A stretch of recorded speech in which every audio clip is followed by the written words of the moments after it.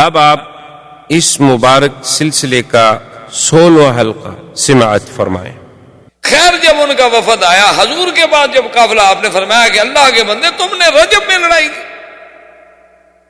اشہر الحرم میں۔ انہوں نے کہا یا رسول اللہ اللہ جانتا ہے، ہم نے تو سمجھا کہ یکم شعبان ہے۔ آپ نے فرمایا انی لا اقبل، یہ مال غنیمت ہم نہیں قبول کرتے۔ اشہر حرم میں کیوں لڑائی کی؟ اب مکے والوں نے آدمی بھیجا، حضور نے فرمایا دیکھو بات سنو، ہمارے صحابہ نے شعبان سمجھ کر حملہ کیا ہے، لیکن چونکہ غلطی ہو گئی ہے، ہم اللہ کے نبی ہیں، ہم معذرت چاہتے ہیں، ہم صراط مستقیم پہ چلنے والے لوگ ہیں، اگر ہم سے غلطی ہوگی تو ہم اپنی غلطی کا اعتراف کریں۔ انہوں نے کہا کہ یا رسول اللہ اگر ایسی بات ہے نا تو مہربانی کریں کہ پھر آپ ہمارے دو بندے جو پکڑے ہوئے نا، حکیم ابن کیسان اور عثمان ابن عبداللہ، وہ واپس کریں۔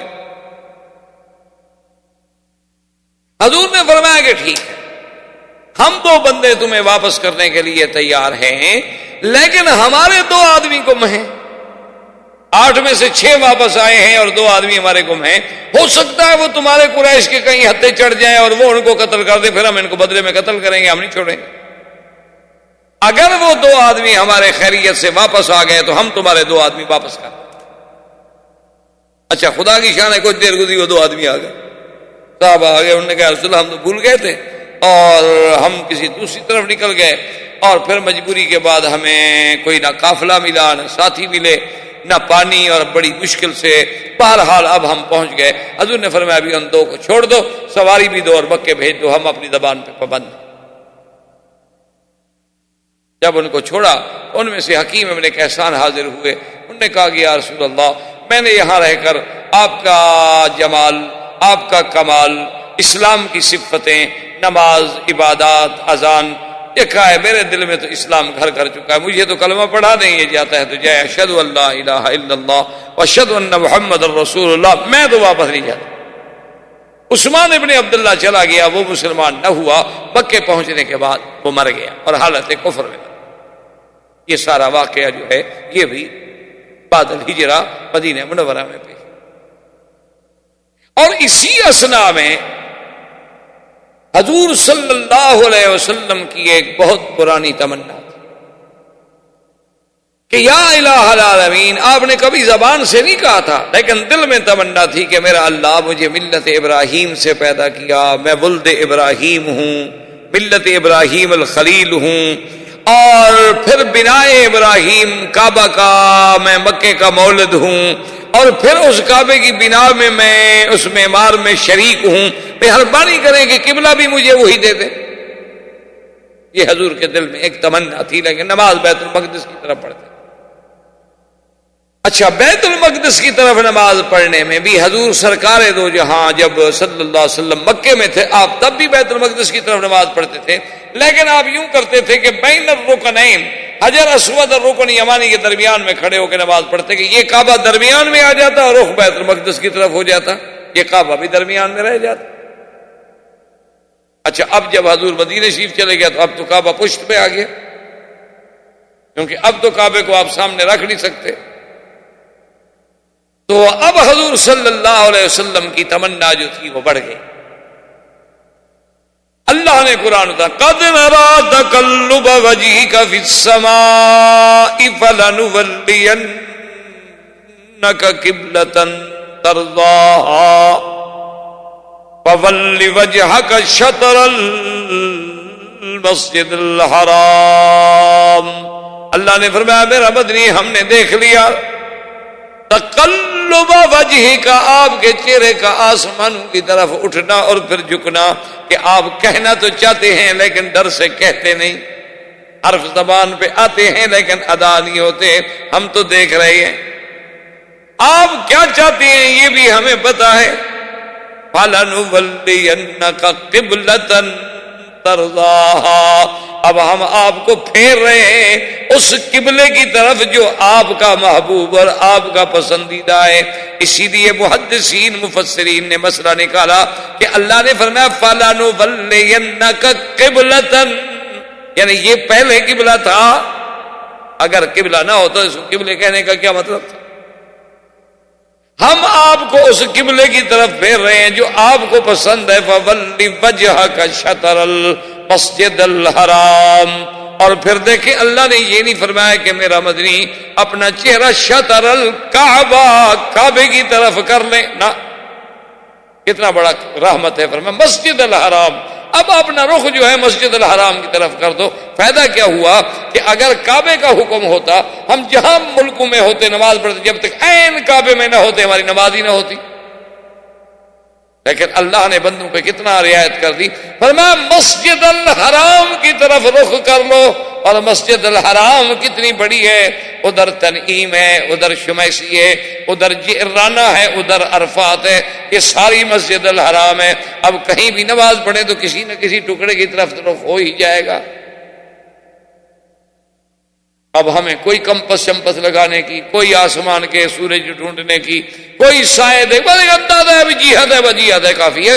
کسی علاقے کی طرف تو اتنے بڑے شہر کی طرف تو کسی نہ کسی جگہ تو رخ ہو ہی جائے گا نا. تو یہ واقعہ جو ہے یہ بھی ہجرت کے بعد مدینہ منورہ میں نازل ہوا.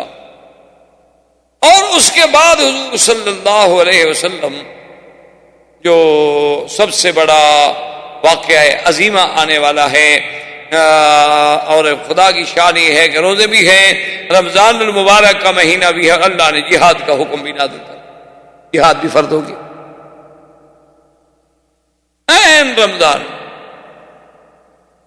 اور حضور صلی اللہ علیہ وسلم کے لیے جب جہاد فرض ہو گیا تو اب حضور اسی فکر میں ہیں.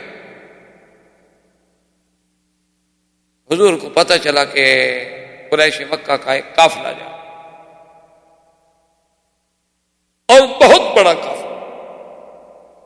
حضور نے فرمایا آپ نے آدمی بھیجے کہ بھئی تلاش کرو، پتہ کرو، خبر حاصل کرو کہ واقعتاً کوئی قافلہ ہے. اور ادھر دیکھو اللہ کی شان کے عاتقہ بنت عبد المطلب، یہ حضرت عباس کی بہن ہے، عبد المطلب کی بیٹی ہے. اس نے ایک خواب دیکھا مکے میں کہ ایک آدمی آتا ہے اور وہ آنے کے بعد جب طواف والی جگہ پر حجر اسود کے سامنے آتا ہے تو وہ کہتے ہیں یا آل غدر، یا آل غدر قوموا الی مزارعکم بعد ثلاث. کہتا ہے کہ اے دھوکے بازو، اے غدارو، اپنے مرنے کی جگہ کے لیے تیار ہو جاؤ 3 دن کے بعد. عاتقہ کہتی ہیں کہ بھئی اس کی آواز سن رہی ہوں، چیخ رہا خواب میں. پھر وہ جاتا ہے صفا کی پہاڑی پہ کھڑا ہو کے پھر وہی آواز لگاتے یا اہل الغدر، یا آل غدر، او دھوکے والو تیار ہو جاؤ. لوگ ہیں کہ جمع ہوتے جا رہے ہیں، جمع ہوتے جا رہے ہیں. وہ چیخ رہا ہے، چیخ رہا ہے، چیخ رہا ہے. اس کے بعد وہ جا کے جبل ابی قبیس پہ چڑھ جاتا ہے. ابی قبیس پہ چڑھنے کے بعد بھی وہی آواز لگاتا ہے کہ یا آل غدر، اے دھوکے والو تیار ہو جاؤ 3 دن کے بعد. اور اس کے بعد وہ ایک پتھر اس کے ہاتھ میں ہوتا ہے، وہ پتھر پھینکتا ہے، وہ پتھر ریزہ ریزہ ہو جاتا ہے اور ہر کرسی کے گھر میں گرتا ہے. ہر قریش والے گھر میں اس کا ذرہ کوئی نہ کوئی پہنچا. خواب دیکھا، عجیب خواب تھا. کہتی ہے کہ میں ڈر گئی اور میں نے صبح سوچا کہ اور کسی کو نہیں بتا دی، چلو اپنے بھائی عباس کو بتا دی. عباس کو بتایا. اس نے کہا کہ عاتقہ بات سن، کہ خواب بڑا اہم بھی ہے اور خطرناک بھی. لا تخبری احد، کسی اور کو نہ بتا دے. کہیں ایسا نہ ہو کہ خواب سچا ہو جائے تب بھی مشکل، اور اگر جھوٹا ہو جائے تو ہمارے لیے ایک مشکل بن جائے. لیکن عباس کہتے ہیں کہ میں نے کوشش کی کہ اپنی بہن کو تو روک دیا، لیکن میں نے ولید ابن عتبہ میرا دوست تھا، اس کو میں نے بتا دیا کہ یار میری بہن نے ایسے خواب دیکھا ہے. اچھا، ولید نے جا کے باپ کو بتا دیا، عتبہ کو. اب بات کہاں چھپتی ہے. اسی لیے سمجھدار آدمی کہتے ہیں نا کہ جب تم کسی کو اپنا راز دو اور اس کے بعد اس سے مطالبہ کرو کہ بھائی کسی سے بات نہ کہنا، تو یہ سب سے بڑی بے وقوفی ہے کہ تم خود تو رکھ نہیں سکے، اس سے کیسے مطالبہ کر رہے ہو. انہوں نے کہا کہ یہ سب سے بڑا احمقوں کی علامت ہے کہ جو اپنا راز کسی کو بتلانے کے بعد اس سے مطالبہ کرے کہ تم کسی کو نہ بتانا، وہ بے وقوف تم نے خود بتا دیا ہے تو وہ کیسے رکھے گا؟ اب عتبہ کو پتہ چل گیا، حضرت عباس کہتی اس وقت خیر مسلمان نہیں تھے نا، تو کہتی ہیں کہ عجیب بات ہوئی کہ میں طواف کر رہا تھا کہ میں نے دیکھا کہ ابھی جہل اور بڑے بڑے صنادید، بڑے بڑے روسا قریش سارے دار الندوہ میں بیٹھے ہوئے ہیں، اور ابھی جہل نے آدمی دوڑایا، اس نے کہا کہ جب تم طواف سے فارغ ہو جاؤ فاتی لینا فجلس معنا، تم ہمارے پاس آؤ، بڑی اہم بات ہے، ہم مشورہ کریں۔ حضرت عباس فرماتے ہیں میں نے طواف ختم کیا، ختم کرنے کے بعد میں وہاں گیا، دیکھا تو بڑے بڑے کٹھے ہیں اور سب میرے اسی بہن کے خواب پر بحث ہو رہی ہے، اور ابو جہل نے مجھے کہا کہ یا عباس، عجیب بات ہے یار، تم میں تو بڑے بڑے نبی پیدا ہو رہے ہیں، پہلے بھی تمہارے خاندان عبد المطلب میں ایک نبی پیدا ہوا، اب ایک عورت بھی نبی ابن پیدا ہو گئی، پہلے تم کہتے تھے محمد مصطفیٰ پر ایمان لے آؤ، اب جناب وہ تو اب مدینہ چلے گئے، لیکن اب تمہارے خاندان میں ایک عورت بھی نبی سنائے بن گئی۔ عباس کہتے ہیں کیا مطلب، کون نبی بن گئی، کیا ہو گیا؟ تمہیں پتہ نہیں تمہاری بہن عاتقہ نے کیا کہا ہے کہ 3 دن کے بعد مرنے کے لیے تیار ہو جاؤ اور مرنے کے لیے تیار ہو جاؤ، اور یا آل الغدر، اور ہم غدر والے ہیں، ہم دھوکے والے ہیں، کیا ہے، کیسی خبریں دے رہی ہے، کیسے خواب بتا رہی ہے؟ میں نے کہا مجھے تو پتہ نہیں۔ وہ کہتے ہیں ہمیں بالکل پھر گیا، میں نے کہا مجھے تو پتہ نہیں، میری بہن نے خواب دیکھا ہے نہیں دیکھا ہے کوئی پتہ نہیں۔ میں نے کہا کمال کی بات ہے، تمہاری بہن کا خواب ہے اور ہمارے پاس پہنچ گیا ہے اور تمہارے پاس نہیں پہنچا۔ میں نے کہا ہوگا، بہرحال مجھے نہیں پتا۔ ابو جہل بڑا کایا آدمی تھا،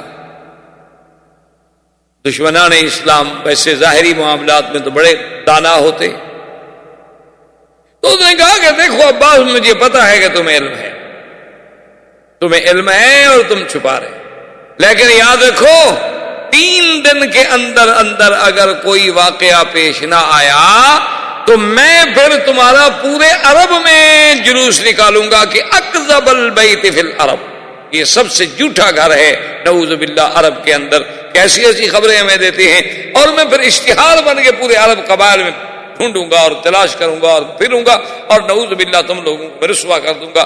میں نے کہا ابو جہل جو کچھ تم نے مرضی ہے کرنا ہے کرتے رہنا، مجھے نہیں پتا کہ عاتقہ نے خواب دیکھا ہے کہ نہیں۔ ابو جہل نے کہا کہ دیکھو جی عجیب عجیب بات ہے، عجیب عجیب خواب دکھائے جا رہے ہیں۔ ادھر حضور صلی اللہ علیہ وسلم کو آپ کے سواروں نے، جانثاروں نے اطلاع دی کہ یا رسول اللہ ایک قافلہ آ رہا ہے شام سے اور ابو سفیان کی قیادت میں ہے اور 1000 اونٹ پر وہ قافلہ مشتمل ہے۔ اصل وجہ کیا تھی کہ پہلے تو قافلے ہوتے تھے نا ایک آدمی کے، ایک بڑے تاجر نے مال منگا لیا 10 اونٹ 20 اونٹ، یہ قافلہ ایسا تھا کہ جس میں قریش مکہ سب نے مل کے پیسہ ڈالا ہوا تھا، تمام مکے کے سرداروں کا اس میں پیسہ تھا، کسی کا زیادہ کسی کا تھوڑا کسی کا زیادہ کسی کا تھوڑا۔ انہوں نے کہا کہ کیا یار روز تھوڑا تھوڑا منگواتے ہو، ایک ہی دفعہ قافلہ منگا لو، سب کا مال اکٹھا آ جائے، ہر قبیلے کے نوکر ساتھ ہوں گے، پہرے والے زیادہ ہوں گے، لشکر زیادہ ہوگا، قوت زیادہ ہوگی، اور جب ہم زیادہ مال خریدیں گے تو ہمیں سستا بھی ملے گا۔ اس لیے یہ بہت بڑا عظیم قافلہ تھا۔ حضور صلی اللہ علیہ وسلم کے صحابی جو تھے وہ خبر دے کے آ گیا رسول اللہ ایک قافلہ شام سے چل پڑا ہے، فلاں مقام پہ وہ پہنچ چکا ہے، اور اتنے دنوں کے بعد جو ہے وہ تقریباً مدینہ پاک کے قریب سے گزرے گا۔ اچھا، ابو سفیان جو تھا وہ اپنے قافلے کو چھوڑ کر کبھی کبھی آگے 10-10 20-20 50-50 میل کبھی اپنا اونٹ دوڑا کے آگے نکل جاتا تھا، اسے بھی خوف تھا کہ کہیں ہم پر حملہ نہ ہو جائے، وہ بھی خبر لگانے کے لیے بھی کہیں کوئی جیش، کوئی لشکر، کوئی آدمی، کوئی فوج چھپی ہوئی تو نہیں، کیونکہ 1000 اونٹوں کا قافلہ آ رہا ہے، قافلے کو سلامتی کے ساتھ کنارے پہ لے جانا کوئی مذاق تو نہیں ہوتی تھی، سردار کی ذمہ داری تھی۔ ابو سفیان اسی زمن میں ڈھونڈتے ڈھونڈتے ایک کنویں پہ گزرا تو وہاں 2 لڑکیاں جاریتان، 2 لڑکیاں جو تھیں وہ بیٹھی آپس میں لڑ رہی تھی۔ وہ کہتی تھی کہ تم نے میرا ہار غائب کر دیا اور تم نے میرا ہار چرا لیا۔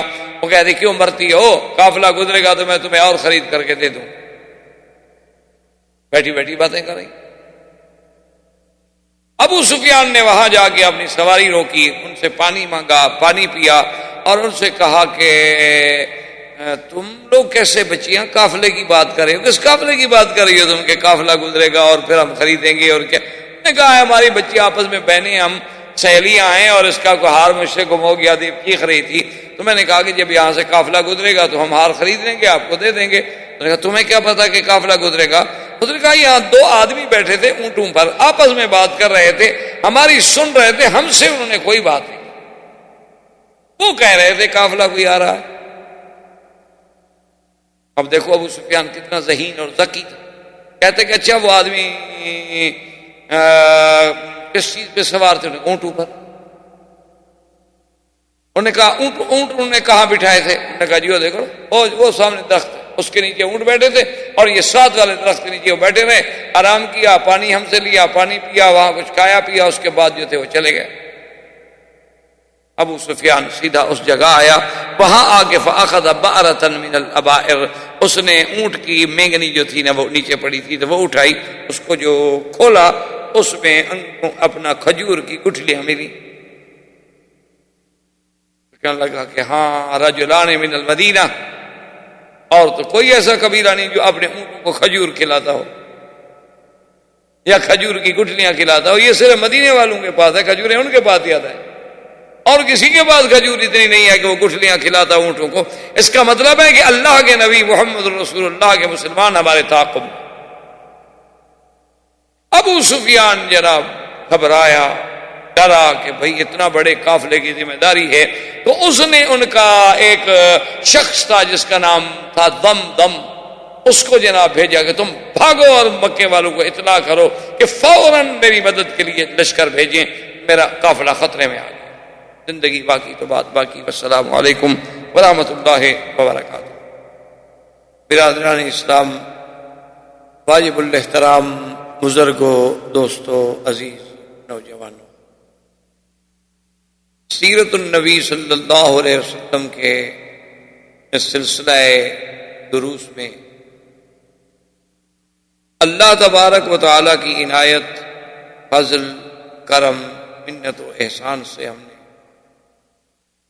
ابتدائے ولادت، بعثت، شباب، نبوت، معارضہ کفار، ثبات، استقامت، ہجرت، حتیٰ کہ ہم اس مقام پہ پہنچے تھے کہ حضور صلی اللہ علیہ وسلم ابو سفیان کے قافلے کی تلاش میں مدینہ منورہ سے روانہ، جو بعد میں غزوہ بدر کا سبب بنا۔ اور یہ غزوہ بدر جو ہے یہ اسلام میں سب سے پہلا، جس میں حضور سرکار دو جہاں صلی اللہ علیہ وسلم خود شریک ہوئے، اور یہ غزوہ بدر جو ہے گویا اس کی تخطیط جو تھی، یعنی جسے آپ پلاننگ کہتے ہیں، ایسے معلوم ہوتا ہے کہ جیسے اللہ نے خود کی۔ ویسے تو ہر چیز اللہ کے حکم سے، لیکن ایک فرق ہے، ایک چیز ہوتی ہے اسباب کے ماتا، اور ایک ہوتی ہے کہ نہیں اسباب کے بغیر خود قدرت خود کر دیتی، اس کو کہتے ہیں ما فوق الاسباب۔ مصطلحات علماء میں دو لفظ ہوتے ہیں، ایک ہوتے ہیں ما تحت الاسباب اور ایک ہوتے ہیں ما فوق الاسباب، اور یہی وہ بنیادی فرق ہے جس کی وجہ سے بہت سارے بھائی جو ہیں ہمارے، اللہ سب کی ہدایت کے فیصلے کرے، وہ بیچارے عقیدے میں گمراہ ہو جاتے ہیں، وہ یہ ما تحت الاسباب اور ما فوق الاسباب کا فرق نہیں کر سکتے۔ مثلا ایک اللہ کے ولی کے ہاتھ پہ کرامت دیکھی، ایک پیغمبر کے ہاتھ پہ معجزہ دیکھا کہ مردہ زندہ ہو گیا، اور ایک ولی کے ہاتھ پہ کرامت دیکھی کہ انہوں نے دعا کی تو مردہ زندہ ہو گیا، انہوں نے توجہ کی تو فوراً کایا پلٹ گئی، تو لوگ دھوکے میں آ جاتے ہیں، کہتے ہیں ٹھیک ہے اگر خدا بھی کرتا ہے تو یہ بھی تو کر لیتے ہیں نا، خدا بھی کر سکتا ہے تو یہ اللہ والے بھی تو کر سکتے ہیں، فرق صرف اتنا ہو گیا کہ اللہ پاک یہ کام خود کر لیتے ہیں، اور بزرگوں کو اللہ نے پاورز منتقل کر دی ہیں، یہ ان کو اختیارات دے دیے ہیں کہ وہ جو چاہیں کر لیں، بس فرق عطائی اور ذاتی کا ہے۔ تو یہی اصل میں وہ دھوکہ ہے کہ اللہ کی قدرت کا معنی یہ ہوتا ہے کہ وہ کسی اسباب کا پابند اور محتاج نہیں، وہ چاہے تو بغیر اسباب کے اور چاہے تو اسباب خود پیدا کر دے، تو وہ تو ما فوق الاسباب قدرت رکھتا ہے۔ اور بندے جو ہیں ان کے پاس اگر کوئی چیز ہے تو باتات الاسباب ہوتی ہے کہ اللہ کے حکم سے دعا ہو گئی، ان کو اللہ نے اجازت دے دی اور خرق عادت کا ظہور ان کے ہاتھوں پہ ہو گیا، یا ہم نے مثلا جدید ٹیکنالوجی سے، جیسے اب آپ دیکھتے ہیں کہ ٹیلی فون کر رہے ہیں آپ، ایک ملک سے دوسرے ملک تک کوئی اسٹار نہیں، کوئی بات نہیں، سیدھا سیٹلائٹ سے رابطہ ہے، اب فوٹو بھی دیکھ رہے ہیں، بات بھی کر رہے ہیں، لیکن یہ ما تحت الاسباب، ان کا ما فوق الاسباب چیزوں سے کوئی تعلق نہیں ہے۔ اگر وہ سیٹ آپ علیحدہ رکھ دیں تو آپ بات نہیں کر سکتے، اس سیٹ میں صرف چپ نکال لیں تب بھی آپ بات نہیں کر سکتے، اس سیٹ میں بیٹری لو ہو جائے تب بھی آپ بات نہیں کر سکتے، تو یہ تو اسباب کے تابع چیز، اس کا قدرت یا معجزہ یا کرامت یا اللہ کی طاقت سے کیا تعلق ہے؟ یہی وہ دھوکہ ہے بنیادی طور پر جو بہت سارے لوگوں کو لگتا ہے، اور وہ پھر یہ سمجھتے ہیں کہ اللہ کے پیغمبر بھی مختار ہوتے ہیں اور نبی بھی مختار ہوتے ہیں، جیسے روافض جو ہیں شیعہ، وہ کہتے ہیں ائمہ جو ہیں وہ بھی مختار ہوتے ہیں، جو چاہیں جب چاہیں جو چاہیں کر دیں۔ تو بہرحال تو جنگ بدر اور غزوہ بدر پہ جب آپ نظر ڈالیں گے تو ایسے معلوم ہوتا ہے کہ جیسے اللہ نے اس کی ساری تخطیط خود فرمائی۔ اور یاد رکھیں یہ سب سے پہلا غزوہ ہے اسلام، اور سب سے پہلا غزوہ ہے جس میں اللہ کے ملائکہ آسمان اور صرف اترے نہیں بلکہ جنگ کی، اور کسی غزوے میں۔ تو اس کے اسباب جو تھے وہ یہ تھے، جہاں تک مجھے یاد ہے ہم نے بات چھوڑی تھی کہ ابو سفیان ایک قافلہ لے کر شام سے، اور یہ قافلہ اتنا اہم تھا کہ اس میں تمام رؤسائے قریش کے جو بڑے بڑے رئیس تھے، صنادید تھے، ان سب کا پیسہ لگا ہوا۔ پہلے تو کبھی قافلے ہوتے تھے نا کہ چلو جی عتبہ کا قافلہ الگ آ گیا، ولید بن المغیرہ کا الگ آ گیا، اچھا شیبہ ربیعہ کا الگ آ گیا، عامر زمری کا الگ آ گیا، ابو سفیان کا الگ آ گیا، ابی جہل بن ہشام کا الگ آ گیا۔ لیکن یہ پہلا موقع تھا کہ جس میں ان لوگوں نے بیٹھ کے ایک پلاننگ کی تھی کہ یار ہم علیحدہ علیحدہ جو مال منگواتے ہیں یہ کیا بات ہے، کیوں نہ ہم اپنے سرمایہ کو اکٹھا کر کے ایک بڑا بزنس کریں، جب ہم بڑی چیزیں زیادہ کوانٹٹی میں خریدیں گے تو ہمیں فائدہ ہوگا۔ تو یہاں اگر ہر آدمی اپنے سرمایہ کے مطابق مال تقسیم کر لے تو اس پہ قریش متفق ہو گئے اور راضی ہو گئے، اور انہوں نے سارا سرمایہ دے کر ابو سفیان کو بھیجا کہ تم جا کر یہ مال لے آؤ۔ 1000 اونٹ پہ تجارت کا مال لدا ہوا تھا، آپ خود اندازہ لگا لیں کہ وہ کتنا بڑا قافلہ تھا، یعنی اس زمانے میں۔ آج تو ایک جہاز بھی آ جائے تو 1000 اونٹ سے زیادہ مال لے کے آ جائے گا، آج تو وہ بات نہیں ہے۔ سوال یہ ہوتا ہے کہ اس دور میں، جس دور کی ہم بات کر رہے ہیں 1400 سال پہلے، تو اس وقت کے اعتبار سے تو یہ بہت بڑا قافلہ تھا، اور حضور صلی اللہ علیہ وسلم کو جب خبر ملی تو آپ نے بھی اعلان کر دیا ابھی کافر ہیں، دشمن ہیں، دشمن کے لیے تو ہر قسم کا حربہ اور ہر قسم کا قتال جو ہے جائز ہے۔ اسی لیے مستشرقین جو ہیں اعداء اسلام، خاص طور پہ یہودی اور اس کے بعد نصرانی اور اسی طرح ہندو، انہوں نے اس بات کو بھی بڑا اچھالا، اور دیکھو جی مسلمان تو نعوذ باللہ لٹیرے ہی ہیں، قافلہ لوٹنے ہی تو جا رہے ہیں۔ دیکھیں جی مسلمانوں کی اپنی کتابوں میں پڑھ لیں، ان کے قرآن میں پڑھ لیں، وہ تو قافلہ لوٹنے جا رہے ہیں۔ تو مسلمانوں کا وہ کہتے ہیں کام کیا ہے؟ وہ کہتے ہیں مسلمانوں کا تو کام یہی ہے کہ یہ وحشی قومیں ہیں، یہ قذاق ہیں، یہ بحری قذاق ہیں، بری قذاق ہیں، ڈاکے ڈالتے ہیں، لوگوں کے مال لوٹ لیتے ہیں، 4 عورتیں 100 لونڈیاں گھر میں رکھ لیتے ہیں اور گوشت کھاتے ہیں۔ ان کا کام کیا ہے؟ ان کا کام تو یہی ہے۔ اسی لیے آپ نے دیکھا ہے نا کہ پوری دنیا میں دہشت گرد کی ایک ایسی گردان ہے کہ کوئی دنیا کا چینل کھول لے سب پہ ایک بات، مسلمان بڑا دہشت، بڑا خطرہ، یہ تو بڑا بہت خطرہ ہے، اور اگر مسلمان کی داڑھی ہو تو اور خطرہ، وہ تو پھر بہت بڑا خطرہ۔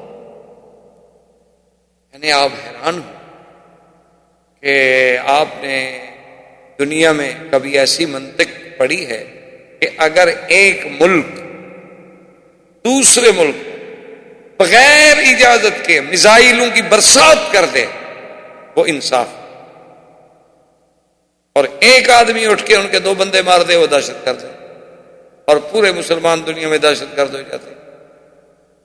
کوسوفو میں، شیشان میں، سربیا میں، کشمیر میں، کسی جگہ آپ دیکھیں، اگر مسلمانوں کا خون بہایا جائے، ان کے خون سے ہولی کھیلی جائے، ان کی عزتیں اور عصمتیں نیلام کی جائیں، فوج کے جوان گھروں میں اٹھ کے نوجوان بچیوں کے ساتھ گینگ ریپ کریں، تو کوئی بات نہیں، اور کوئی مسلمان بیچارہ ادھر سے ادھر سے مانگے تانگے سے کو بندوق لے کر یہ لے کر ان کا مقابلہ کرے کہ بھئی اب عزت ہی نہیں رہی، جو ٹھیک ہے مر جاؤ، بھئی جب میری ماں بہن کی عزت میرے سامنے لوٹی گئی ہے، میرے زندہ رہنے کا کیا مطلب؟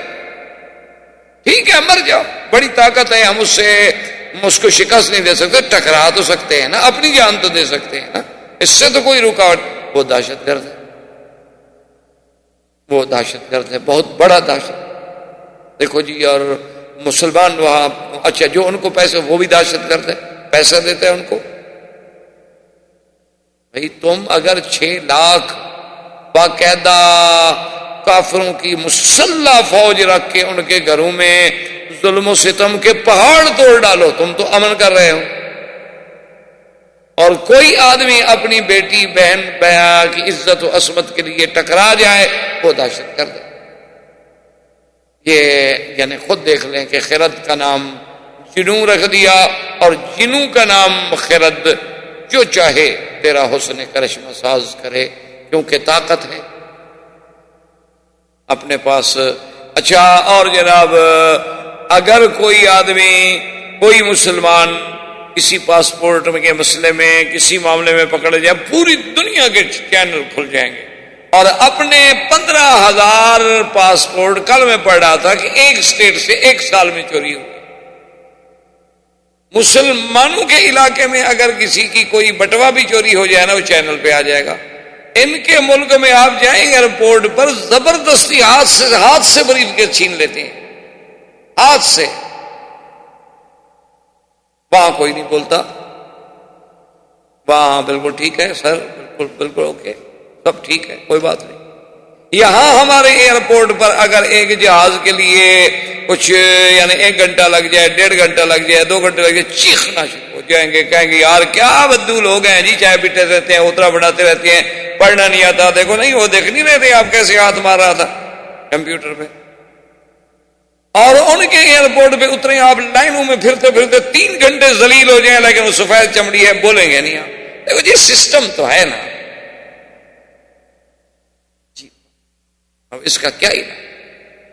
جب مسلمان اتنا مرعوب ہو جائے، جب مسلمان کی نظروں میں کافر اتنا غالب آئے، جب مسلمانوں کی نظروں میں یعنی اس قدر ظلم اور انصاف کا کوئی درمیان میں حد فاصل بھی نہ رہے، اور حق کے باطل میں کوئی امتیاز ہی نہ رہے، تو آدمی کسی کو کیا سمجھائے؟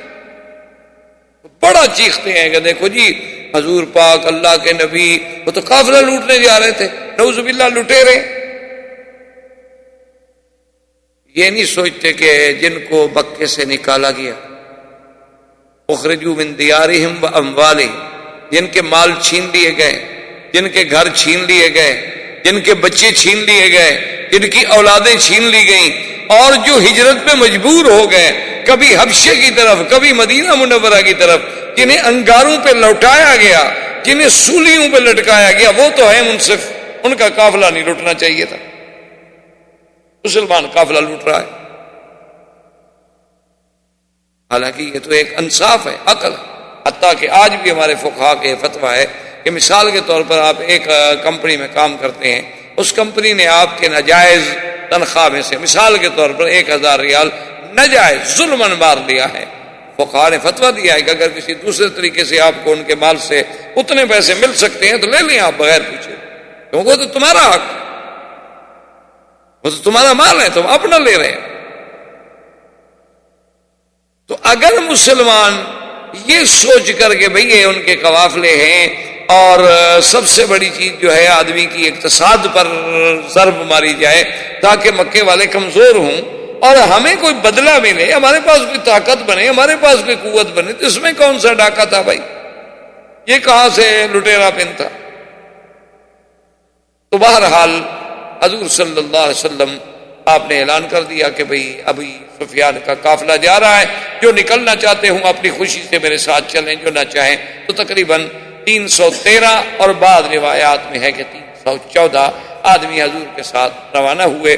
حضور صلی اللہ علیہ وسلم بھی چل رہے ہیں اور بالکل قسم پرسی کا عالم ہے، کوئی جنگ کا تو کوئی ارادہ ہی نہیں تھا، اس لیے نہ گھوڑے ہیں نہ اونٹ ہیں، بس گزارے کی باتیں ہیں، نہ تلواریں ہیں، نہ زرہ بند ہیں، نہ ڈھال ہیں، یعنی بعض صحابہ کے تو پاؤں میں جوتا بھی نہیں،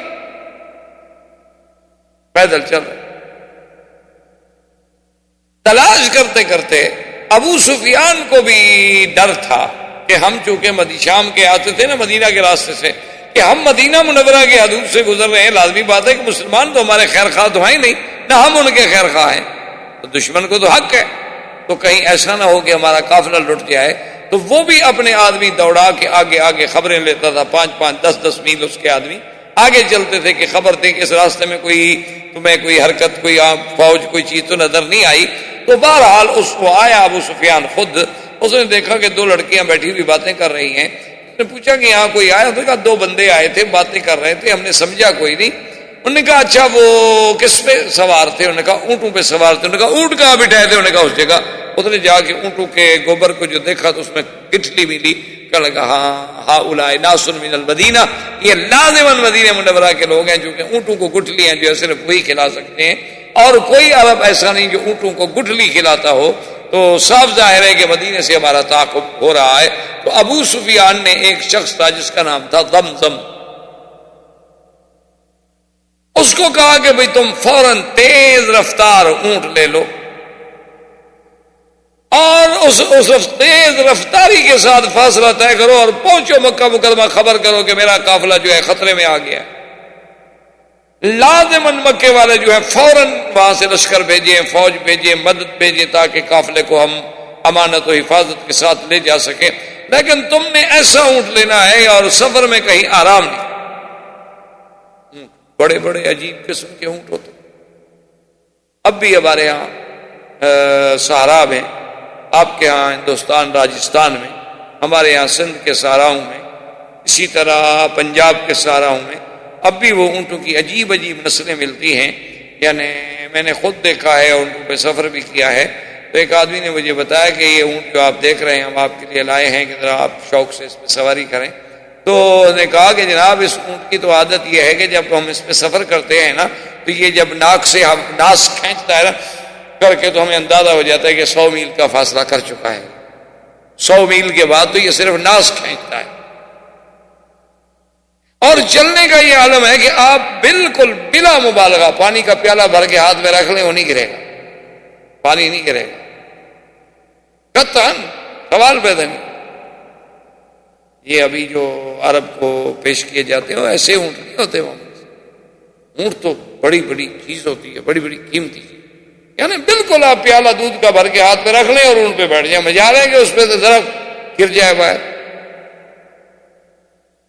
اور اتنا تیز چلتے ہیں نا جی آپ تصور نہیں کر سکتے۔ شہرا میں تو جیپیں فیل ہو جاتی ہیں، اونٹ نکل جاتا ہے جیپ سے،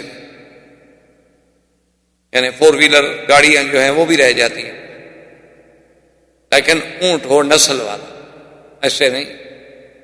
تو بہرحال اس نے اونٹ دیا، وہ بھاگا جائے۔ اس نے کیا کیا؟ اب بدبخت دیکھیں نا کیسے، اس نے جناب پہلے تو اونٹ کو زخمی کیا، جب مکے کے قریب پہنچ گیا اونٹ کو تلوار کے ساتھ زخمی کیا، اور پھر یہ ہے کہ وہ سارا خون جو تھا اپنے اوپر ڈالا، اپنے کپڑے پھاڑ ڈالے، اور وہاں سے چیخنا شروع کیا الغوث المدد الغوث الغوث یا قریش الغوث یا قریش.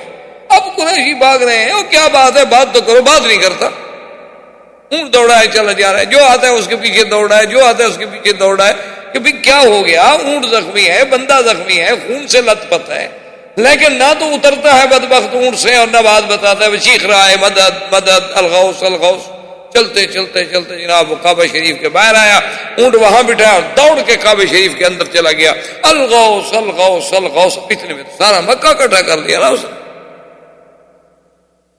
اعلان کرنے والے تو عجیب ہوتے ہیں. اس نے پورا ایک ٹینشن پیدا کر دی نا سارے مکے میں.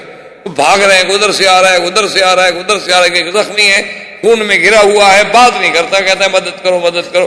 جب مکے میں پہنچا تو پورا حرم بھر گیا. سارے لوگ آئے, کیا بات ہے؟ اس نے کہا کیا بات؟ ابو سفیان تو خطرے میں. اسی طرح جو عاتقہ بنت عبد المطلب نے خواب دیکھا تھا, یہ عبد المطلب کی بیٹی ہیں, عباس کی بہن. حضرت عباس ابھی مسلمان نہیں ہوئے تھے, بعد میں تو الحمدللہ اسلام لے آئے, اور عبد المطلب کے بیٹے ہیں ام رسول اللہ صلی اللہ علیہ وسلم.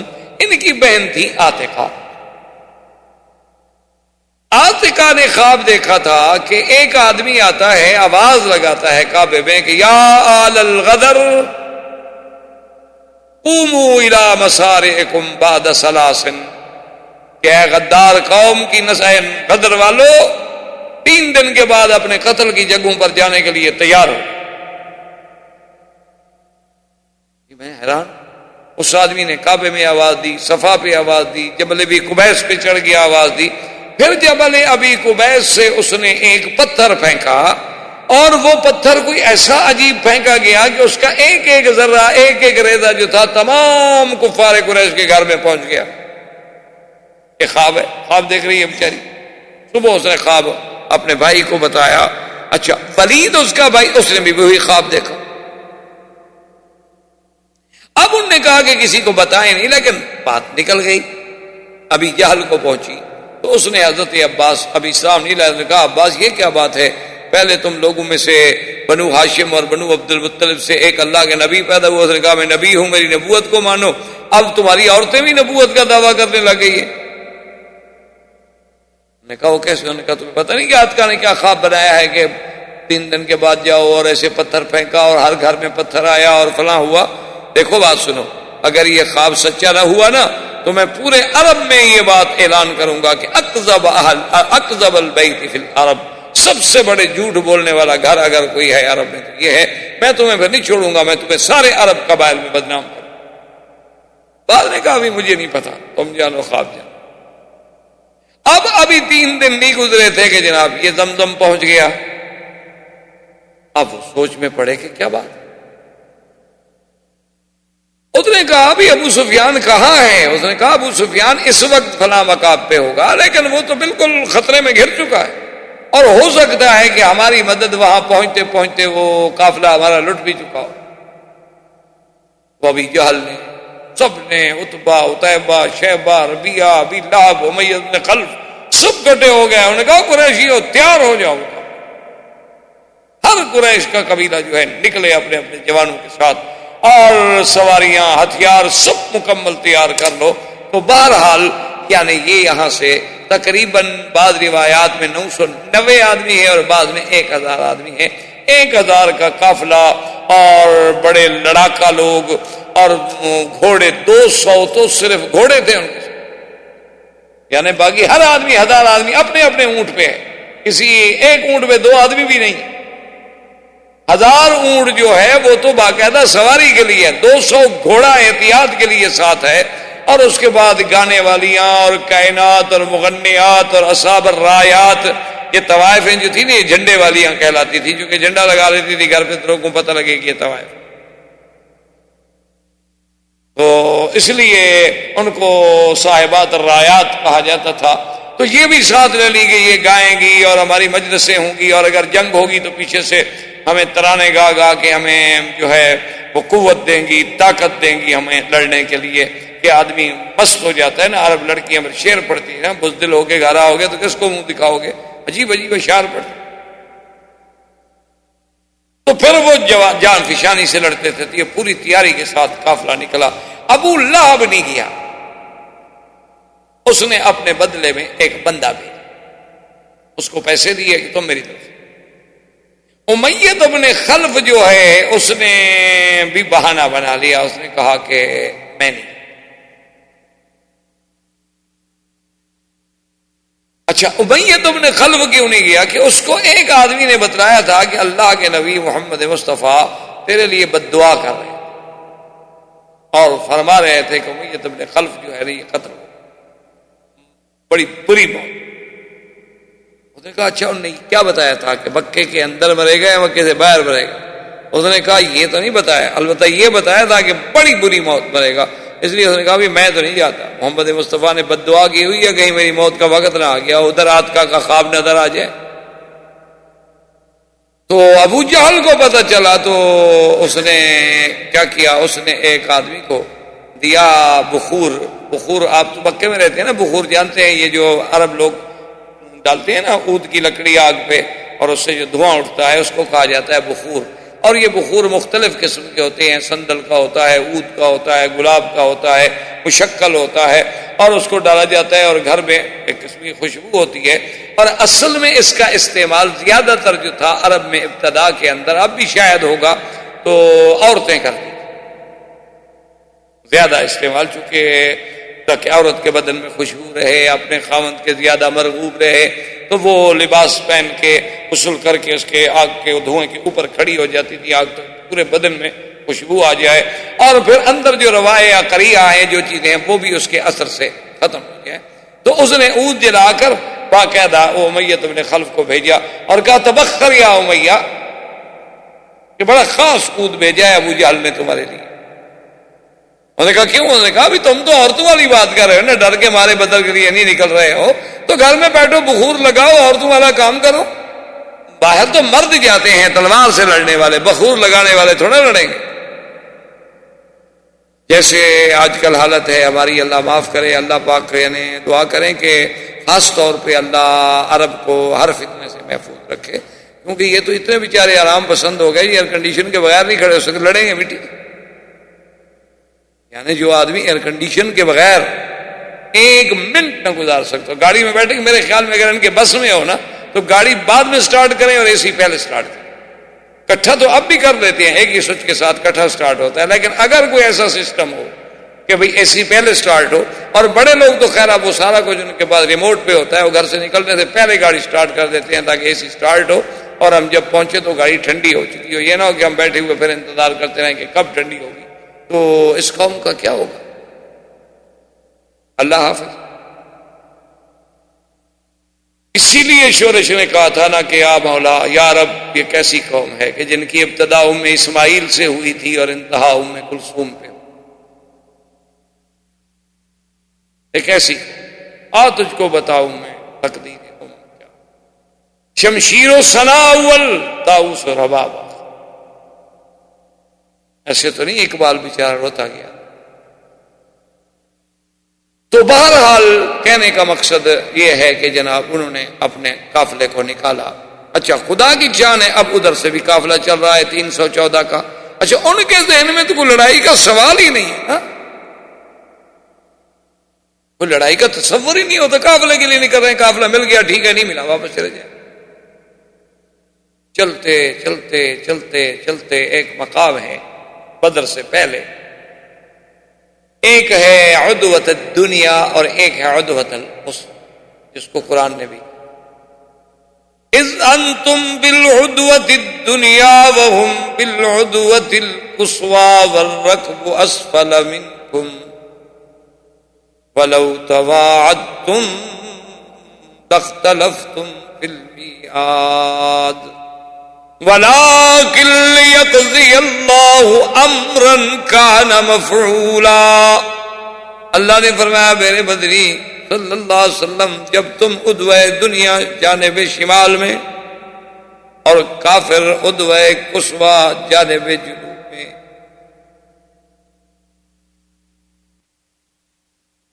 وَالرَّكَبُ أَسْفَلَ مِنكُمْ، اور قافلہ تم دونوں سے نیچے، کیسے انتظام ہم نے کیا کہ تم ادھر ہو، کافر ادھر ہے، قافلہ نیچے ہے سمندر کی طرف۔ اللہ نے فرمایا لو تواعدتم لاختلفتم فی المیعاد، اگر تم آپس میں پروگرام بنا کر بھی کوئی پروگرام لڑائی کا بناتے تو ضرور ایک دوسرے سے آگے پیچھے ہو جاتے، ایسا نہ ہوتا، ہو سکتا ہے وہ نہ آتے، ہو سکتا ہے آپ لیٹ ہو جاتے، وَلَٰكِن لِّيَقْضِيَ اللَّهُ أَمْرًا كَانَ مَفْعُولًا، اللہ پاک جو چاہتے ہیں، جو فیصلہ کر لیتے ہیں، جو قضا کر لیتے ہیں، پھر وہ ہو کے رہتی ہے۔ یہ تو ہمارا فیصلہ تھا کہ ہونا چاہیے۔ لِيَهْلِكَ مَنْ هَلَكَ عَن بَيِّنَةٍ وَيَحْيَىٰ مَنْ حَيَّ عَن بَيِّنَةٍ، کہ جس نے برباد ہونا ہے وہ بھی دلیل کے بعد، سمجھ کے بعد، یہ نہ کہے کہ مجھے پتہ نہیں، پھر سمجھ کے جان بوجھ کے برباد ہو، اور جس نے زندہ رہنا ہے اور اسلام قبول کرنا ہے وہ بھی حق کو باطل دیکھ لے اچھی طرح، یہ نہیں زبردستی قبول کرے، نہیں، حق کو باطل واضح ہو، ہم کھولنا چاہتے۔ اور جناب جب یہ مکے سے نکلے تو ان کو ایک فکر ہو گئی، کیونکہ قریش نے بنو کنانا کا ایک آدمی قتل کیا تھا، اور بنو کنانا جو تھے وہ انتقام لینے کی انتظار میں تھے کہ ہمیں قریش کا بندہ ملے اور ہم بھی قتل کریں۔ یہ تو قبائل میں پھر ہوتا ہے، وہاں تو یہ تصور نہیں ہے کہ بھی آدمی مر جائے اور وہ چھوڑ جائیں، بھول جائیں، نہیں، عجیب لوگ ہوتے ہیں ان کے، یعنی آپ سوچ نہیں سکتے۔ ایک آدمی کے والد کو قتل کیا گیا، اس کا بیٹا پڑھا لکھا، ٹھیک ٹھاک تعلیم یافتہ، تقریباً پتہ نہیں ایم اے تھا یا کیا تھا، وہ وہاں سے بالکل ابھی بچہ تھا، کالج سے نکلا، اور اس وقت وہ کالج میں تھا جب اس کے باپ کو قتل کیا گیا۔ وہ کالج سے ہی وہیں سے اس کو ماں نے کہا کہ اب بیٹا تم یتیم ہو گیا، تمہارا کوئی بھی نہیں بچا ہے، جو رشتہ دار ہیں وہ بہت دور کے رشتہ دار ہیں، اب تو تمہاری اپنی جان خطرے میں ہے، تم کسی طرح باہر نکل جاؤ۔ تو جو کچھ ماں کے پاس پیسہ پونجی تھی بیچاری نے زیور بیور بیچ بوچھ کے اس کو دی، اور وہ جرمنی نکل گیا۔ جرمنی جا کے پتہ نہیں اس نے کتنی بڑی بڑی ڈگریاں حاصل کی، وہ کتنا تعلیم میں آگے بڑھ گیا، اور جناب آپ حیران ہوں گے کہ وہ تقریباً کوئی 23 سال گزرنے کے بعد اب دنیا بھول گئی، اس کی ماں بھی مر گئی، کچھ نہیں رہا پیچھے، 23 سال گزرنے کے بعد وہ وہاں سے واپس آتا ہے اور آ کے باقاعدہ کلاشنکوف خریدتا ہے، 2 آدمی کرائے کے قاتل اپنے ساتھ لیتا ہے، اور جن لوگوں نے اس کے باپ کو مارا تھا ان کے 13 بندے جا کے مار دیتا ہے۔ 23 سال کے بعد وہ پڑھا لکھا، لیکن وہ دماغ سے وہ بات نہیں نکلی، باپ کا بدلہ تو لینا ہے، ورنہ لوگ کیا کہیں گے، اتنا بغیرت بیٹا تھا کہ اپنے باپ کے خون کا بدلہ بھی نہیں لے سکا، کیسی اولاد، یہ قبائل میں یہ ہوتا ہے۔ تو بہرحال تو اس نے اب جناب ان کو خیال آیا ابو جہل کو کہ اب جا تو رہے ہیں ہم بدر کی طرف، مدینے کی طرف، اس وقت تو بدر کا تصور نہیں تھا نا، وہ تو راستے میں آ رہے تھے بھی قافلے کو بچانا ہے، قافلہ جہاں ملے، رابو کو ملے، بستورا ملے، کسی جگہ مل جائے، ان کو تو پتہ نہیں تھا کہ اللہ کی فیصلہ ہمارا بدر میں ہونا ہے۔ تو اس نے کہا ہم جا تو رہے ہیں لیکن جب مکہ خالی ہو جائے، ہم تو سب لوگ جا رہے ہیں، اور بنو کنانا اگر آگے مکے پہ حملہ کر دیں، ہماری عورتیں ہی اٹھا کے لے جائیں تو ہم کیا کر لیں گے، ان سے تو ہماری بنتی نہیں، جنگ ہے ہماری۔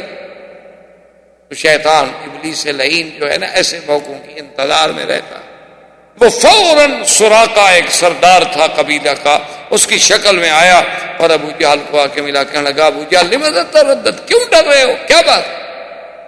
اس نے کہا سردار بات ٹھیک ہے، ہمارا بنو کنانا سے جھگڑا ہے، ہم جو سارے باہر جا رہے ہیں اور بنو کنانا والے مکے پہ حملہ کر دیں، مکہ تو خالی۔ انہوں نے کہا مت گھبراؤ، انی جار لکم، میں جو تمہارا ہمسایہ ہوں میں نگرانی کروں گا، مکے پہ میں حملہ نہیں کرنے دوں گا۔ اس نے کہا اس کا تو تم فکر نہ، مکے پہ تو کوئی قبیلہ نہیں ہے، یہاں تو میں پہرا، اگلی بات ہے بڑا اچھا موقع ہے اور پہنچو، قافلہ لٹ گیا برباد ہو جاؤ گے، 1000 اونٹ ہے اور مسلمانوں کو اگر 1000 اونٹ تجارت کا مال مل گیا تو کیا سمجھتے ہو خاموش مدینے میں بیٹھ رہیں گے؟ وہ تو غریب ہیں، مجبور ہیں کہ ان کے پاس طاقت نہیں، دولت نہیں، ورنہ یہ تھوڑا ہے کہ مسلمان کے پاس ضمیر نہیں، ایمان نہیں۔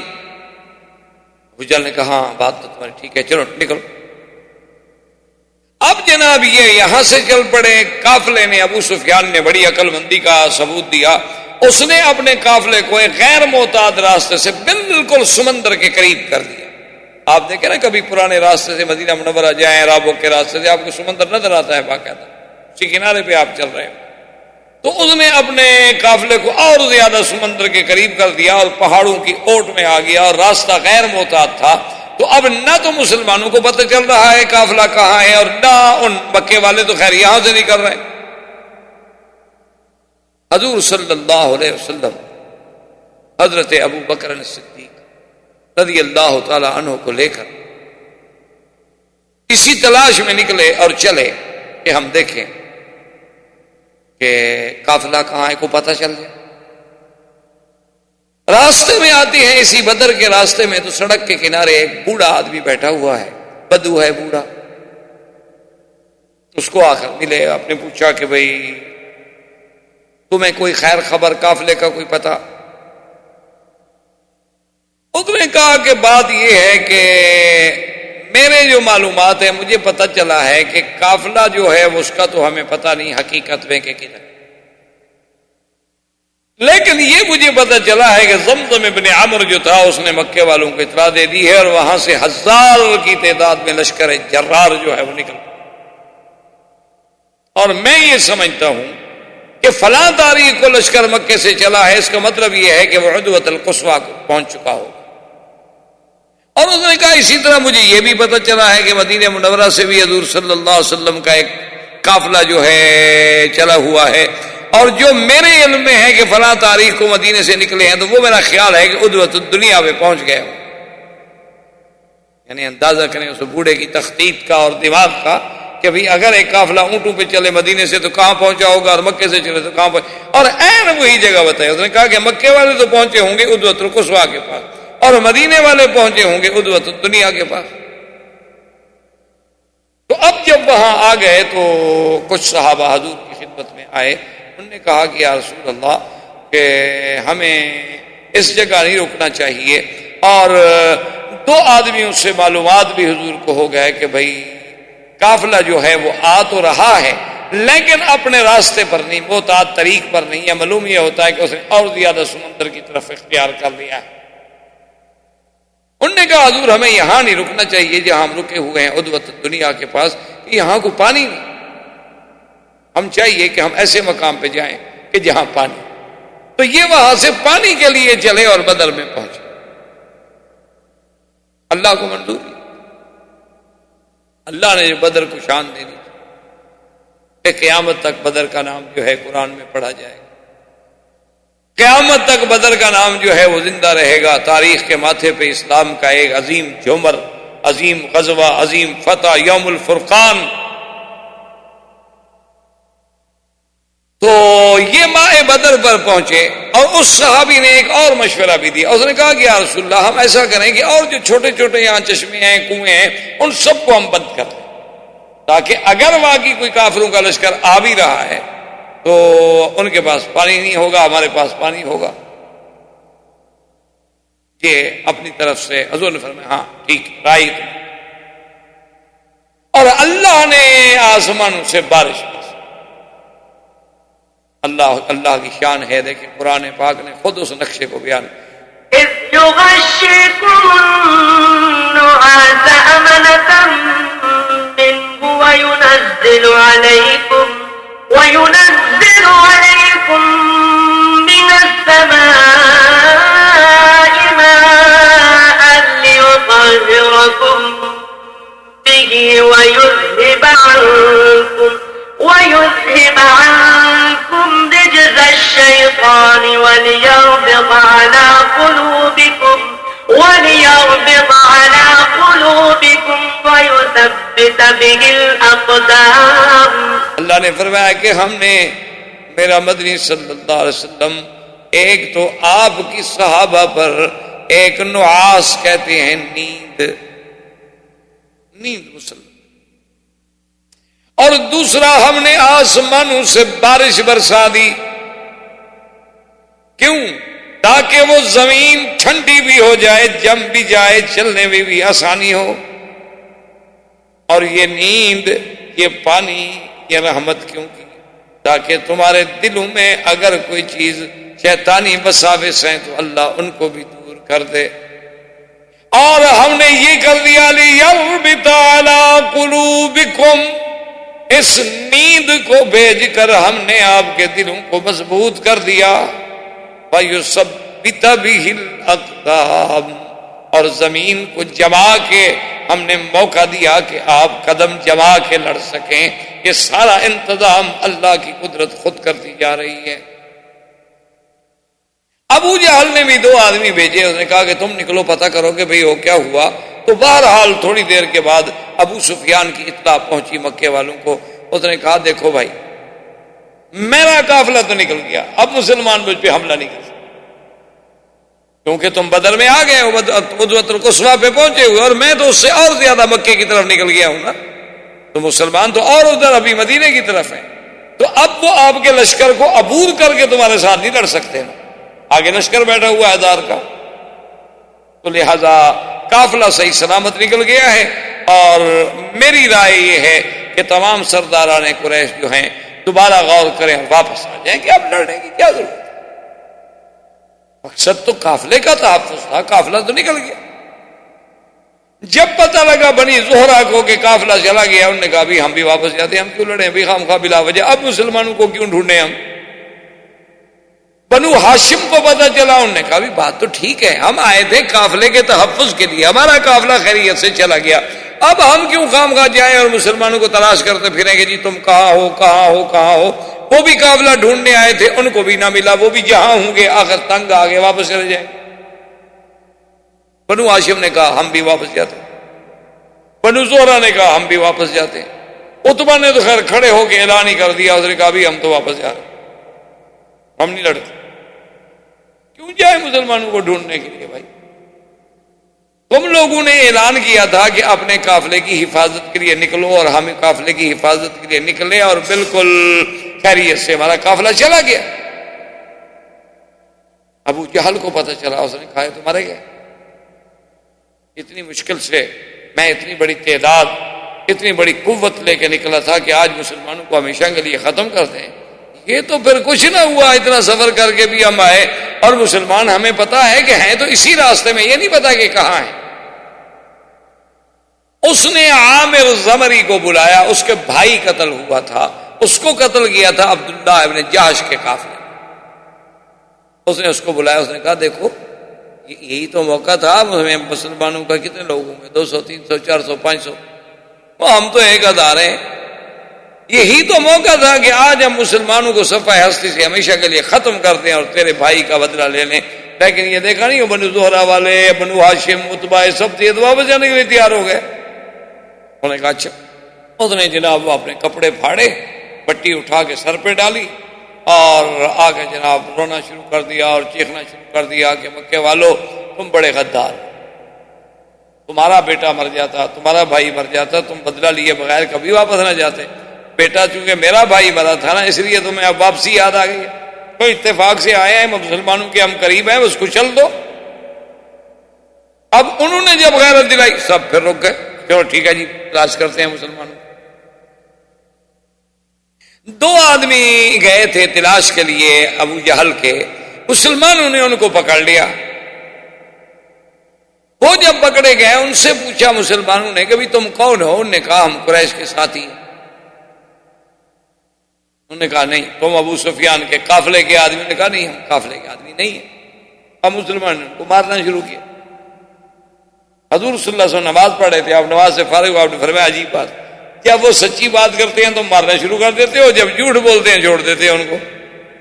وہ تو ٹھیک کہہ رہے ہیں، وہ ابو سفیان کے قافلے کے آدمی نہیں ہیں. حضور نے فرمایا اچھا ٹھیک ہے، تم ابو جہل کے قافلے کے لوگوں کتنے آدمی ہیں مکے سے جو لے کے نکلا ہے؟ وہ آدمی بڑے سمجھدار تھے، انہوں نے کہا کہ جی یہ پتہ نہیں ہیں بہت سارے آدمی. انہوں نے فرمایا کوئی اندازہ؟ انہوں نے کہا جی اندازہ کوئی نہیں، ہم تو بدو لوگ ہیں، ان پڑھ لوگ ہیں، جاہل لوگ ہیں، ہمیں تو انہوں نے بھیجا تھا کہ ادھر جاؤ مدینے سے کوئی قافلہ لڑائی کے لیے نکل رہا ہے، اس کا پتہ کرو. ویسے بہرحال قریش کا بہت بڑا لشکر ہے لیکن پتہ نہیں. خیر تھوڑی دیر کے بعد اس نے پوچھا کہ اچھا روزانہ کتنے اونٹ ذبح ہوتے ہیں؟ انہوں نے کہا جی روزانہ جو ہے نا جی 10۔ حضور نے فرمایا اچھا اس کا مطلب ہے کہ 900 اور 1000 کے درمیان ہے تمہارا لشکر، کیونکہ ایک اونٹ جو ہے 100 آدمی کو پورا ہو سکتا ہے کھانے والے کو۔ جب 10 اونٹ روز کے ذبح کیے جاتے ہیں تو معلوم ہوتا ہے کہ تمہارا 1000 کا لشکر ہے۔ انہوں نے کہا جی ہمیں یہ نہیں پتا۔ حضور نے فرمایا اچھا ان کو نہ مارو، ان کو چھوڑ دو، ان کا کیا ہے، یہ تو مامور ہیں، ڈھونڈ رہے ہیں، جیسے ہم ڈھونڈ رہے ہیں یہ ویسے ہی ڈھونڈ رہے ہیں۔ ان کو چھوڑ دیا۔ انہوں نے جا کے بتلایا، اب دونوں قبیلوں کو پتہ چلا کہ بھئی اب تو بالکل قریب ہیں، ہم صرف وہ ٹیلے کے ادھر ہیں پہاڑوں کے اور ہم ادھر ہیں، ہم تو بالکل قریب آ گئے، بالکل عین درمیان میں تو کوئی فاصلہ ہی نہیں۔ اب ابو جہل نے اپنے لشکر کو للکارا اور حضور صلی اللہ علیہ وسلم کی ذات مبارک کو بھی یقین ہو گیا کہ اب تو جنگ ہونی۔ حضور کھڑے ہوئے، آپ نے خطبہ پڑھا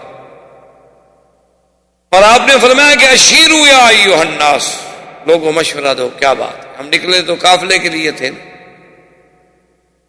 لیکن قافلہ تو نکل گیا، اب کیا ارادہ ہے، جنگ لڑنی ہے یا طریقے سے واپس جائیں؟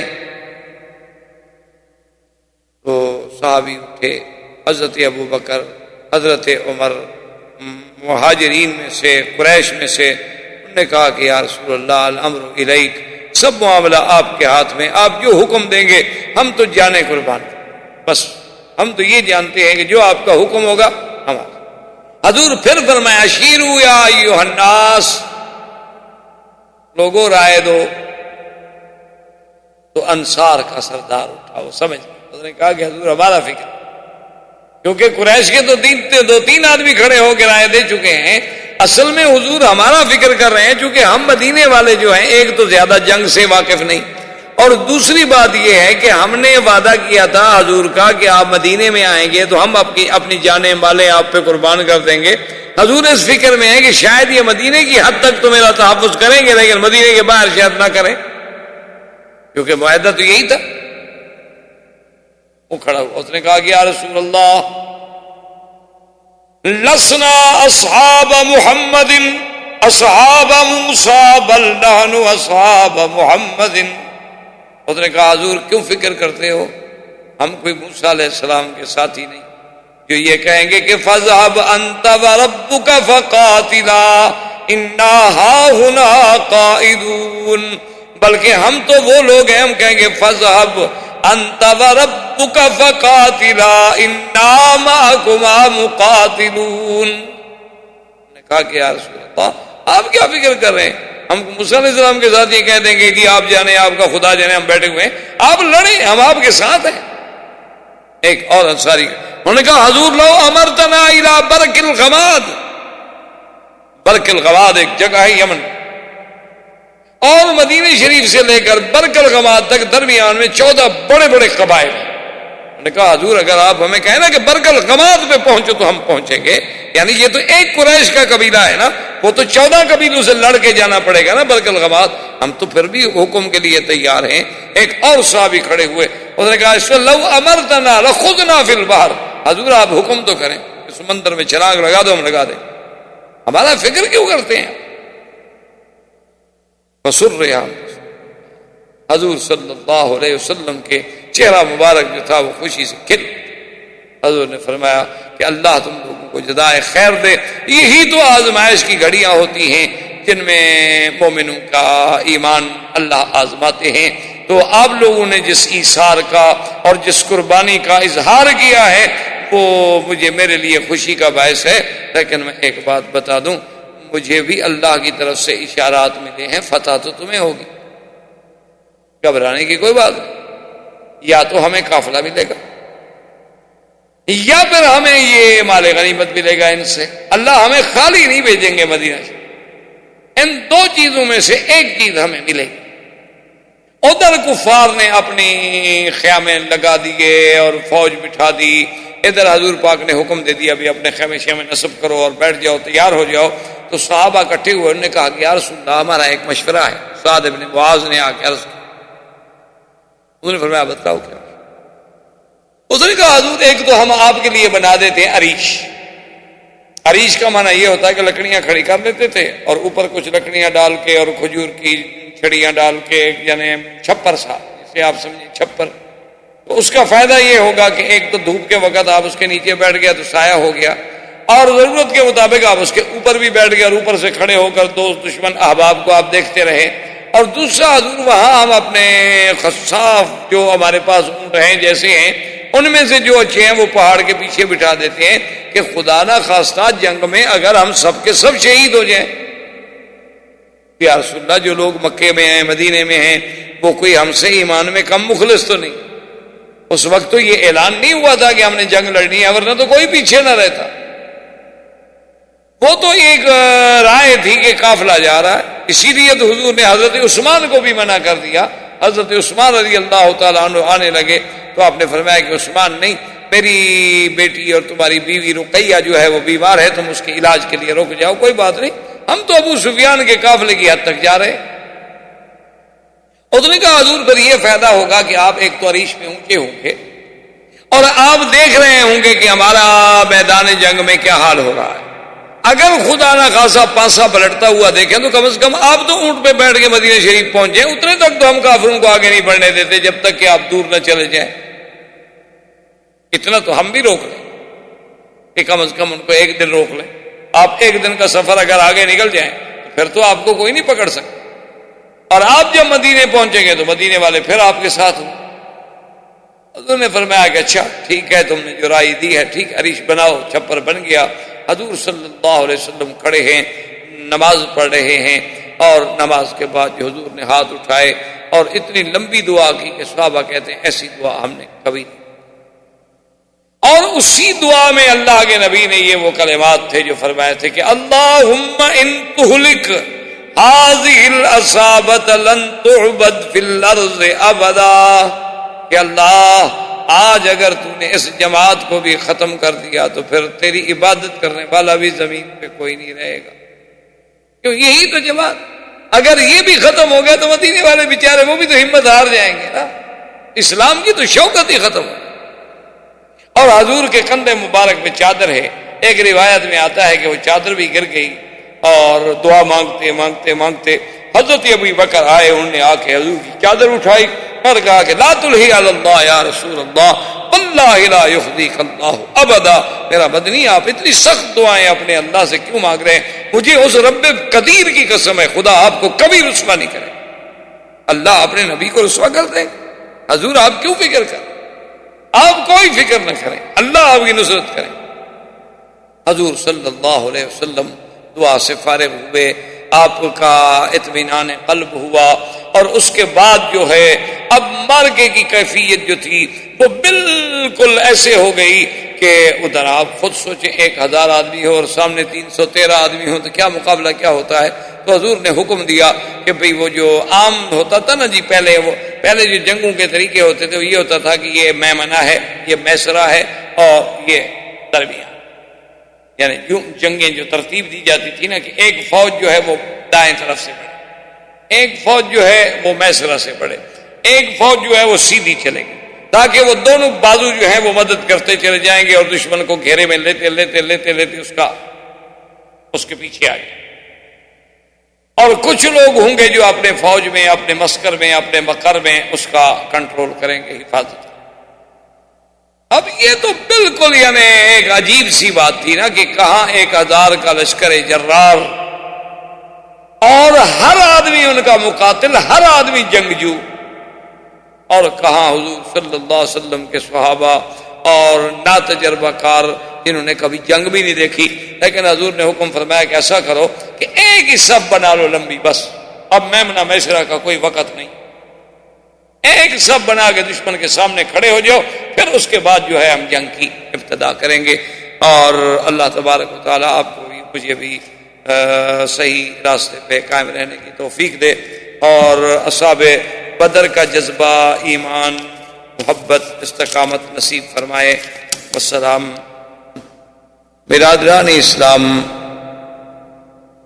واجب الاحترام بزرگوں، دوستوں، عزیز نوجوانوں، سیرت رسول پاک صلی اللہ علیہ وسلم کے ضمن میں ہمارے یہ دروس کا سلسلہ کئی ہفتوں سے جاری ہے الحمدللہ۔ زمانہ قبل الاسلام، زمانہ ولادت محمد مصطفیٰ صلی اللہ علیہ وسلم، بشارات وقت ولادت، ولادت کے بعد کے ارہاسات و معجزات، اور حضور صلی اللہ علیہ وسلم کا شباب، زمان بعثت، معارضہ کفار قریش، تعذیب مسلمین، ہجرت الی الحبشہ، ہجرت الی المدینہ، اور ہمارے دروس کی بات پہنچی تھی غزوہ بدر۔ غزوہ بدر جو ہے یہ اسلام کا سب سے اول غزوہ ہے۔ غزوہ بدر جو ہے یہ ایک ایسی باعظمت اور شان والا غزوہ ہے کہ اس کے بعد اس کے مقابلے پہ کوئی غزوہ نہیں آ سکتا۔ اور اسی غزوہ بدر کو، یوم بدر کو، اللہ نے قرآن میں یوم الفرقان کے نام سے ذکر فرمایا ہے۔ اور غزوہ بدر جو ہے بے اعتبار زمانے کے بھی سب سے افضل زمان میں کہ رمضان المبارک میں واقع ہوا، اور بے اعتبار سبقت کے بھی کہ مسلمانوں کی مظلومیت کے بعد، مقہوریت کے بعد یہ پہلا موقع ہے کہ اسلام نے اپنے ماننے والوں کو اجازت دی کہ وہ میدان میں نکل کے کفار کا مقابلہ کریں۔ اور اس غزوے کی عظمت یہ بھی ہے کہ سرکار دو جہاں خود تشریف ساتھ لا چکے ہیں، اور یہی وہ غزوہ بدر ہے کہ جس میں اللہ کے فرشتوں نے بھی قتال کیا۔ اس سے پہلے یا اس کے بعد پھر کسی غزوے میں فرشتوں نے قتال نہیں کی۔ فرشتے اترے تو ہیں لیکن انہوں نے جنگ نہیں لڑی۔ اور اس غزوے کے بارے میں اگر آپ قرآن پاک کی ان آیات پر جس میں اللہ نے غزوہ بدر کا تذکرہ فرمایا ہے غور کریں، تدبر کریں، تو معلوم ایسے ہوتا ہے کہ جیسے قدرت خود تخطیط کر رہی ہے کہ اللہ تبارک و تعالی نے قرآن پاک میں فرمایا کہ اگر تم مسلمان اور کفار قریش آپس میں ایک دوسرے کے ساتھ جنگ کا پروگرام بناتے، ایک وقت معین کرتے، ایک مقام معین کرتے، لاختلفتم فی المیعاد، ہو سکتا ہے کہ تم اس کو پورا نہ کر سکتے، ولیکن لیقضی اللہ امرا کان مفعولا، لیکن جو اللہ فیصلہ کر چکا ہے وہ تو ہو کے رہے گا۔ ایسی تخطیط کے مسلمانوں کا مدینے سے نکلنا، ابو سفیان کا قافلے کو بچا کے لے جانا، سرزمین مکہ میں مکے والوں کو اطلاع ہو جانی، اور ابو جہل جو ہے اپنے پورے لاؤ لشکر کے ساتھ 1000 مقاتلین کو لے کے چل رہا ہے، اور 1000 اونٹ ہے، 200 گھوڑے ساتھ ہیں، اور کائنات گانے والیاں اور ان کے شامیانے اور سارے انتظام کے ساتھ جا رہا ہے، اور سب سے پھر اس کو ڈھارس بنانے کے لیے شیطان جو ہے وہ بھی ایک سردار کی شکل میں ساتھ، یعنی ایک عجیب منظر ہے۔ اور دیکھیں ایسا ایسا قدرت قریب لا رہی کہ إذ أنتم بالعدوة الدنيا وهم بالعدوة القصوى والركب أسفل منكم ولو تواعدتم لاختلفتم في الميعاد۔ اللہ نے فرمایا جب تم عدوہ دنیا میں تھے اور کافر عدوہ قصوى میں تھے، یہ جگہ کا نام، آپ جب بدر سے نکلیں گے نا تو پہلے پھر وہ عدوہ آئے، عدوہ دنیا۔ اسی طرح پھر بدر صغریٰ ہے، بیر استراحہ ہے، یہ حضور صلی اللہ علیہ وسلم کے منازل ہیں مدینہ شریف تک۔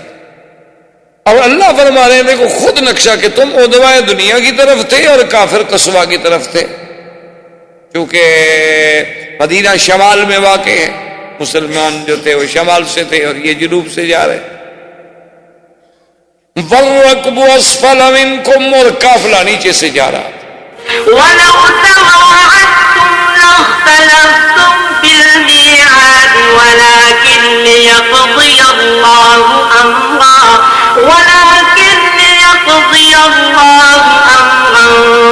كَانَ مَفْعُولًا لِيَهْلِكَ مَنْ هَلَكَ عَن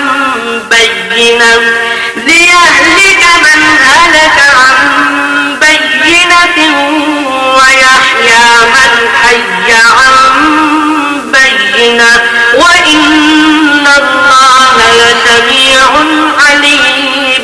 اللہ فرماتے ہیں یہ تو سارا ہم کر رہے ہیں، اگر تم کرتے تو تم وعدے پہ شاید نہ پہنچتے، لیکن ہم چاہتے تھے کہ فیصلہ ہو جائے، حق اور باطل نکھر جائے، صدق اور کذب جو ہے الگ ہو جائے، ظلمت و نور کا امتیاز ہو جائے، یوم الفرقان بن جائے.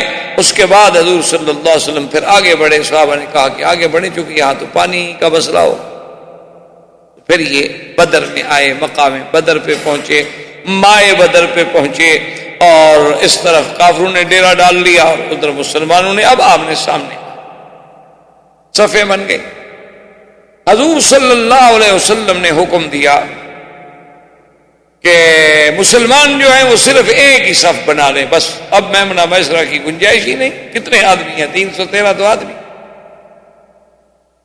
اور سامنے 1000 کا لشکر ہے. اب میمنہ میسرہ تو وہاں ہوتا ہے نا کہ جب کسی کے آپ نے فوج پہ اور کسی مقام پہ حملہ کرنا ہے، اب تو ایک آمنے سامنے کی بات ہے. تو ایک ہی صف بنا دی گئی. اور کافروں میں ایک رواج تھا، اور اس زمانے میں یہ عادات تھی کہ جب جنگیں ہوتی تھی، چونکہ جنگ تلوار کی تھی، نیزے کی تھی، اور تیروں سے بارشیں ہوتی تھیں، اور تو کوئی یہ تو نئی جدید ٹیکنیک تو نہیں تھی کہ آپ اپنے ملکوں میں بیٹھ کے ہزاروں میل دور سے، سینکڑوں میل دور سے میزائل پھینک دیں، یہ تو سسٹم نہیں تھا. اب تو جنگ نہیں ہے حقیقتاً اگر دیکھا جائے، اب تو یہ ایک جدید ٹیکنالوجی کی اور دماغ کی جنگ. اب تو عقل لڑائے جاتے ہیں نا.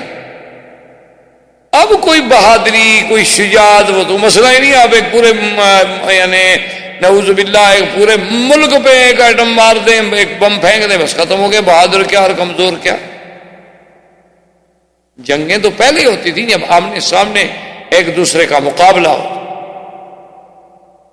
اور اس وقت رواج یہ تھا کہ جب صفیں دونوں طرف سے کھڑی ہو جاتی تو لوگ مبارزت کرتے تھے. اس پر بھی میں کہتے ہیں مبارز، کہ حل یبارزنی، کوئی ہے جو میرے مقابلے پہ نکلے. تو کافروں سے ان کے بڑے جنگجو تھے، لڑاکا تھے، اتبا وغیرہ، وہ نکلے. انہوں نے کہا کوئی ہے ہمارے بعد؟ تو حضور صلی اللہ علیہ وسلم کی طرف سے حضرت مصعب بن عمیر اور سیدنا حمزہ نے. اللہ کی شان ہے کہ اللہ نے مسلمانوں کے لیے نصرت لکھی تھی، انہوں نے کافروں کو قتل کر دیا، مارے گئے کافر. اب اور جنگ میں تیزی آنے لگی، دونوں طرف سے غصہ بڑھنے لگا، جوش بڑھنے لگا. تو حضرت عبد الرحمن بن عوف فرماتے ہیں کہ میں نے جب صف پہ نظر ڈالی تو خدا کی قدرت ہے کہ میرے اس جانب بھی ایک نوجوان ہے جس کی عمر 17 سال، اور میرے بائیں جانب بھی ایک نوجوان ہے جس کی عمر زیادہ سے زیادہ 20 سال ہوگی، اور دونوں بھائی تھے، معاذ اور معوذ. بعض علماء نے کہا ایک کا نام معاذ تھا اور ایک کا نام اوف تھا. یہ افرا کے بیٹے تھے، معاذ معوذ ابن افرا. تو عبد الرحمن ابن عوف فرماتے ہیں کہ میں نے اپنے دل میں یہ تمنا کی، یہ خواہش کی کہ کاش میرے دائیں بائیں کوئی بہادر ہوتے، کوئی تجربے کار ہوتے جنگ کے، تو چلو دوران جنگ میں مجھے بھی کوئی تھوڑا سا تو ریلیف ملتا. اب یہ دونوں بچے ہیں، میں ان کو سنبھالوں گا کہ جنگ کروں گا؟ وہ کہتے ہیں کہ میں ابھی اسی فکر میں تھا، اسی سوچ میں تھا کہ اس میں سے ایک لڑکے نے مجھے کہا کہ یا عمّے، میرے چاچا، این ابی جہل، ابی جہل کہاں ہے؟ احباب کرام، اس کے بعد اب آپ اس مبارک سلسلے کی CD نمبر 17 سماعت فرمائیں.